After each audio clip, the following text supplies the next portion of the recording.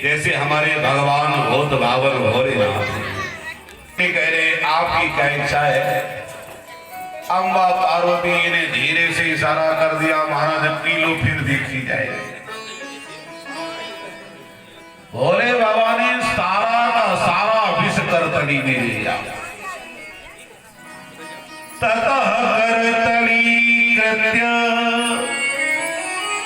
व्यापी हाला अवक्षयन् महादेव कृपया भूत भावनः।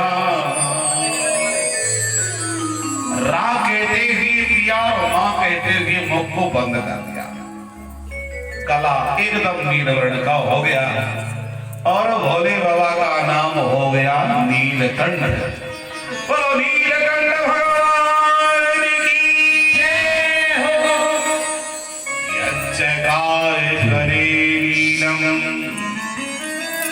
तच्च साधोर विभूषणम।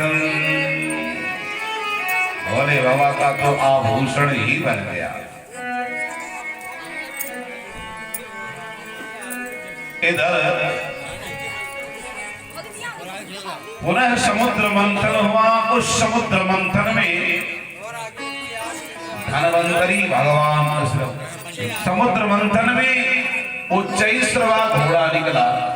उच्चैश्रवा जब घोड़ा निकला तो महाराज बलि ने ले लिया। ऐरावत निकला तो देवराज इंद्र ने ले लिया। कौस्तुभ मणि निकली तो भगवान के गले में जाकर के सुशोभित हो गई। कल्प वृक्ष निकला, वो स्वर्ग में जाकर के स्थित हो गया, चंद्र स्थित हो गया। और एक सुंदर आविर्धानी कामधेनु निकली, उसे हमारे महात्माओं ने ले लिया अपने यज्ञ सामग्री के। धीरे से लक्ष्मी मैया ने आकर के पूछा, सरकार एक बात बताओ, हमारा और आपका विवाह कब हुआ? भगवान ने कहा, देवी जी हमें तो याद नहीं है, इतना जरूर याद है कि जब से हमने जाना है तब से तुम हमारे ही साथ रही। लक्ष्मी जी ने कहा, तो अच्छा, दुनिया भर के लोगों के विवाह की तिथि और हमारे विवाह की कोई तिथि ही नहीं। लक्ष्मी मैया एकदम रुष्ट हो गई। तस्या श्रियास्ति जगतो जनको जनन्या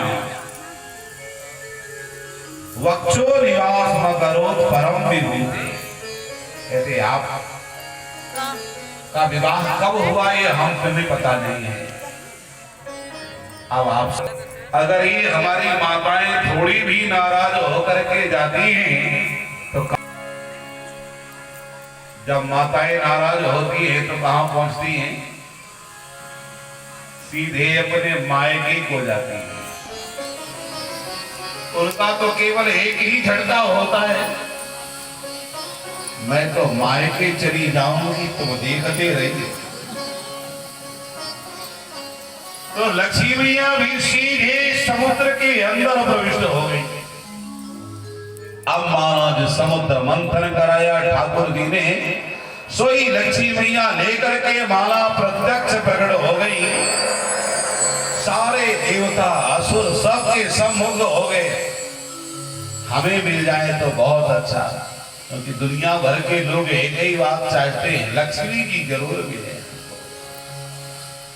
पर ध्यान रखना, जब कोई लक्ष्मी भर को चाहता है तो लक्ष्मी जी आती तो है, तो लक्ष्मी जी का वाहन क्या है? उल्लू। उल्लू में बैठ के आती उल्लू ही बना करके जाती है। इसलिए जब चाहिए लक्ष्मी तो नारायण के समेत मंगवाओ तो गरुड़ में बैठ करके आएंगी। लक्ष्मी जी का एक नाम चंचला भी है, कभी रहती नहीं है।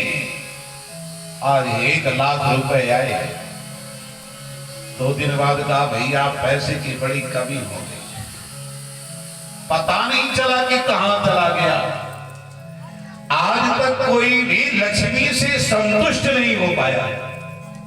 एक भी प्राणी संतुष्ट हुआ हो तो बता दो।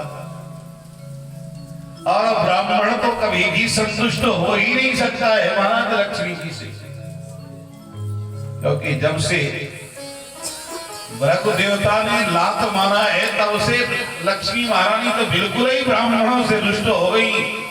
काम ब्राह्मणों से तो नाराज ही रहेंगी, अगर प्रसन्न होंगी तो ये पैसे वर्ग से प्रसन्न।